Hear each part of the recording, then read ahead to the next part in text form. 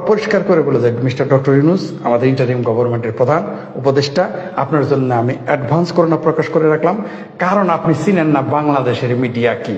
এরা 1 সেকেন্ডের মধ্যে পোল্টি মারবে। বাংলাদেশের সেনাবাহিনীকে আপনি চিনেন না, 1 সেকেন্ডের মধ্যে পোল্টি মেরে দিবে। আপনি জানেনই না, যার 5 কোটি সমর্থক এবং লাখো লাখো নেতা কর্মী থাকতে, এবং যিনি বঙ্গবন্ধু শেখ মুজিবের কন্যা এবং থ্রাইস টাইম 4th টাইম যিনি প্রাইম মিনিস্টার, তাকে পালিয়ে যেতে হয়েছে। আর আপনার তো ডক্টর ইউনূস, আপনার তো একটা লোকও নাই, আপনার একজন রাজনৈতিক কর্মী আছে, নেতা তো বহু দূরের কথা, আপনার একজন কর্মী নেই। তাহলে আপনার কি পরিণতি হবে?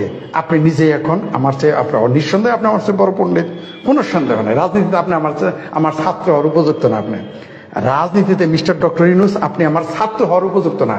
আপনাকে আগে 5-6 বছর রাজনীতি, আম পাবলিকের সাথে রাজনীতি করে, উপজেলা, জেলা, ওয়ার্ডে রাজনীতি করে আমার কাছে রাজনীতি শিখতে আসতে হবে। কিন্তু হ্যাঁ, আমি আবার আপনার অর্থনীতিতে, ব্যবসায়, মানুষের রক্ত চোষা, আমি আপনার কাছে শিশু, আমাকে পড়াশোনা করে আসতে হবে, এটা আমি মানি।